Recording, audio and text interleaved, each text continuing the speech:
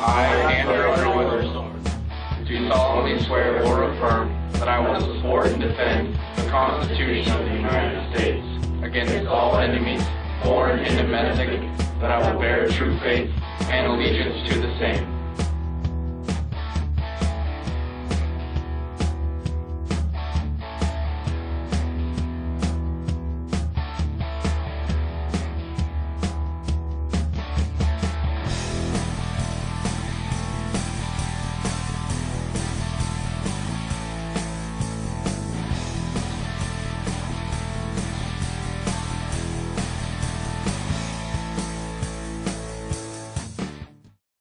Tonight is a special presentation because when do I get to talk to someone who knows more about guns and crime than I do?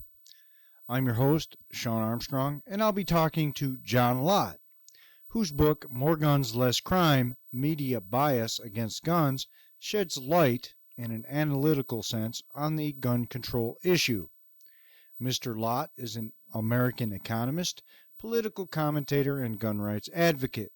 Mr. Lott was formerly employed at various academic institutions, including the University of Chicago, Yale University, the Wharton School of the University of Pennsylvania, and the University of Maryland, College Park, and at the American Enterprise Institute conservative think tank. He is currently a Fox News opinion contributor. He holds a Ph.D. in economics from UCLA. Mr. Lott has written for both academic and popular publications.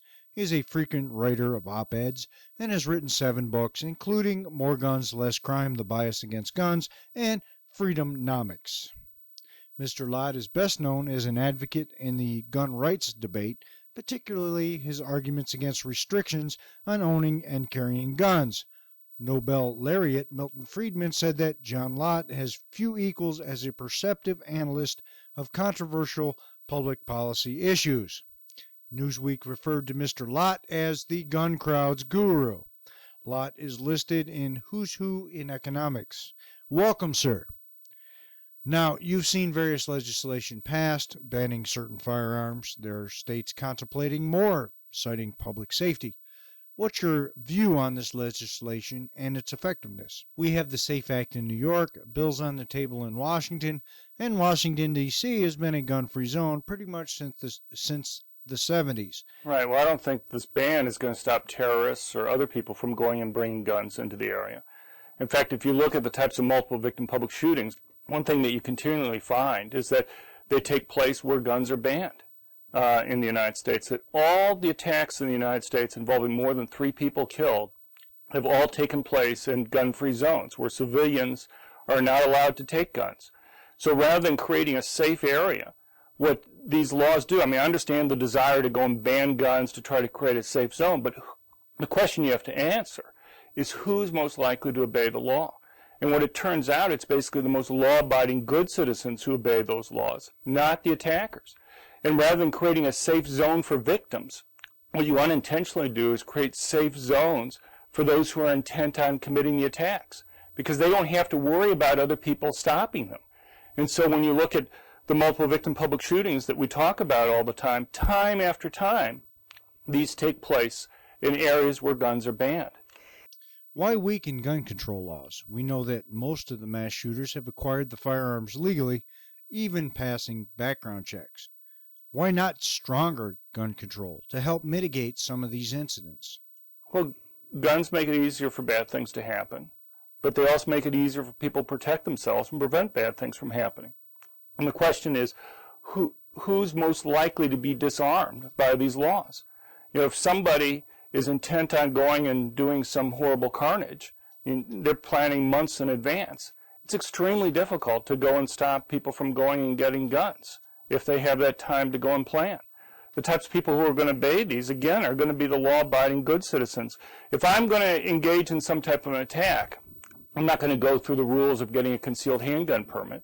I just go and take the gun there and engage in the attack. And so, the types of people, though, that are going to obey those rules are going to be the law-abiding citizens. Those are the ones you disarm. And rather than creating a safe zone, you actually create magnets for attacks. You see time after time when these attackers make a decision where to engage in the attacks, they choose the places where law-abiding citizens are not able to defend themselves. I mean, otherwise, it's just not random. I mean, why is it that every single attack where more than 3 people have been killed in the United States in these multiple victim public shootings, every single one has taken place where concealed handguns are banned? You know, you look at malls where attacks might occur. You might have 8 malls in a city. You know, 1 or 2 of the malls might have signs up saying that permanent concealed handguns aren't allowed. Those are going to be the places where the attacks are going to occur. You know, and D.C. in some sense is a giant gun-free zone. Look at what's happened to crime rates in D.C. after we instituted the ban here in February '77. Murder rates went up. There's only 1 year after the ban went into effect that the murder rate was as low as it was in '76. In fact, in half the years after the ban went into effect, the murder rate in D.C. was either number 1 or number 2 in the country. 2/3 of the time it was in the top 4. There was no time prior to the ban where the murder rate was anywhere even remotely close to that. In fact, it was 15th of the top 50 cities prior to the ban going into effect. And it's not just D.C. Chicago experienced a big increase in murders and robberies after its ban went into effect. And you look worldwide, I cannot find a place around the world where a ban's gone into effect and you haven't seen an increase in murders. And it's just not a small increase in murders. Time after time, you see very large, significant increases in murder rates after bans go into effect. Let's take a call. Good morning. One thing that I haven't heard this morning yet is if you look at ABC, CBS, NBC, HBO, Cinemax, they thrive on confrontational shows where guns are used in urban environments, and people go crazy with these guns. And we're training everybody how to not use guns by allowing this crap, and that's what it is. It's crap on TV. And I just you can't legislate the guns out of people's lives. I kill paper and gallon jugs with my guns, and would be happy. Well, not be happy, but if I had to, I would use a weapon to defend my home. And well, I guess my biggest concern is how the news media covers it. I think, when was the last time you watched the National Evening News and heard a story about somebody using a gun defensively to protect themselves or protect somebody else? My guess it's probably pretty hard to go and think of a case. You know, it's without much trouble at all. You can think of what seems like hundreds or thousands of news stories that you've seen about bad things that have happened. You know, if you look at surveys the Department of Justice does on crimes committed with guns, there's about 450,000 crimes committed each year with guns. By contrast, similar surveys indicate that people use guns defensively about 2 million times a year. So that's about 4 to 5 times more frequently people use guns to stop crime rather than commit them. But if you were just to listen to the news media, you think, if anything, the ratio is massively the other way. You know, I think a lot of that can be explained pretty simply without any reference to bias. The vast majority, 90-some% of the time that people use guns defensively, simply brandishing a gun is sufficient to cause a criminal to break off an attack. And if you're a director of a media outlet and you have 2 stories, in one case there's a dead body on the ground, sympathetic person. In another case, let's say a woman's brandished a gun, the would-be attackers run away, no shots fired, no dead body on the ground, no crime committed.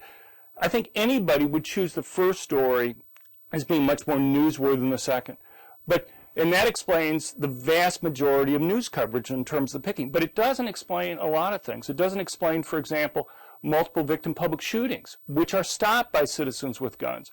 I mean, relatively few people know that about a quarter of the public school shootings in the United States have been stopped by citizens with guns before uniformed police were able to arrive. And the reason is because only about 1% of those stories will mention that that's how it ended. If a police officer stops an attack, about 36% of the news stories will mention it. Out of those 2 million defensive uses of a gun, how many ended with a fatality? Meaning, they shot and killed the attacker. Well, it's very few. I mean, the vast majority of times where people use guns defensively, simply brandishing the gun is sufficient to cause a criminal to stop the attack. Fewer than 1 out of every 1,000 times that people use gun defensively is the attacker killed. Woundings are about 7 to 8 times more frequent than that, but it's still a tiny fraction of 1%. Do you actually even harm the criminal that's doing it? The benefit of a citizen having a gun is simply to maximize the distance between themselves and the attacker. If you take a concealed carry class in the country, what they'll tell you is you're not the police. Your job isn't to go and arrest people. Your job is simply to protect yourself and to try to get the person to leave the area and not to harm you. Mr. Lott, you've heard, as I have over and over, countries that have banned guns have lower murder rates. That's been the battle cry of the gun control side of the debate since this debate started. Your view on the subject? Well, you look at the murder rates in these other countries, and they had even lower murder rates relative to the United States before they had the gun control laws. When Britain, other countries, Ireland, Jamaica, other places imposed gun bans, murder rates went up. Americans have seen that in places like Chicago and Washington, D.C. Every place in the world that we have crime data, both before and after a gun ban's gone into effect, every single place has seen an increase in murders after the ban has been put in place. And many times it's been a several-fold or more increase in murders. And there's a simple reason for that, and that is when you ban guns, it's basically the most law-abiding citizens who turn in their guns, not the criminals. And rather than making it more difficult for criminals to commit crime, you actually make it easier. Now, we've both heard arguments, mainly uninformed arguments, stating we should ban automatic weapons and tighten the laws governing semi-automatic weapons. What's your take on this argument? The point is, we've tried a lot of these laws already in the United States. We had the assault weapons ban. There's no study, no academic study by an economist or by criminologists that's seen that when the assault weapons ban sunset, that there was any increase in murder rates. You can go through politicians from Dianne Feinstein to Chuck Schumer and others who are predicting huge increases in murders and robberies after its sunset. Murder rates are lower now. Robbery rates are lower now than they would have been otherwise. Even when the Clinton administration paid for academics to go look at the impact of the original assault weapons ban in 1994, they did not find any statistical evidence that it had improved crime rates in any way. Now, all these legislatures have pointed out the AR-15 as some evil instrument. Above all else, due to its use in certain mass shootings. Is there any correlation between type of weapon and the catastrophic effects of gun violence in a mass shooting scenario? Look, most hunting rifles are semi-automatic rifles, okay? Right. The inside guts of it, in terms of how it functions, is a hunting rifle.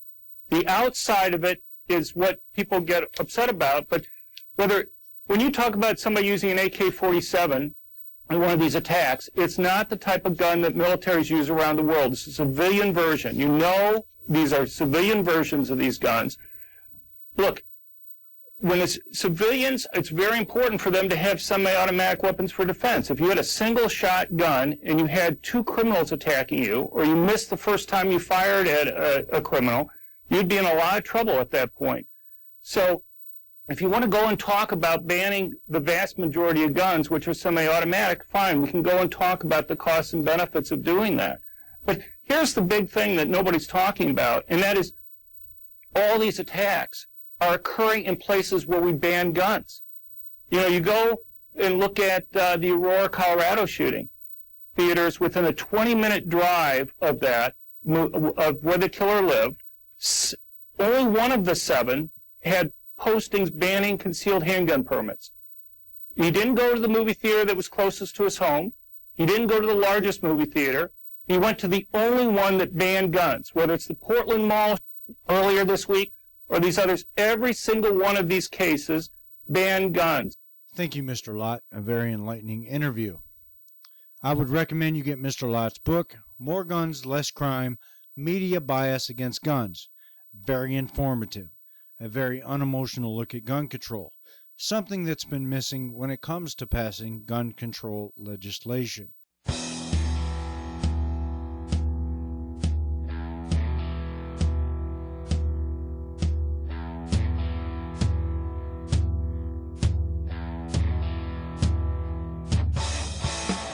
I, Andrew Witherstorm, do solemnly swear or affirm that I will support and defend the Constitution of the United States against all enemies, foreign and domestic, that I will bear true faith and allegiance to the same. Thanks for listening to the Second Amendment for Dummies.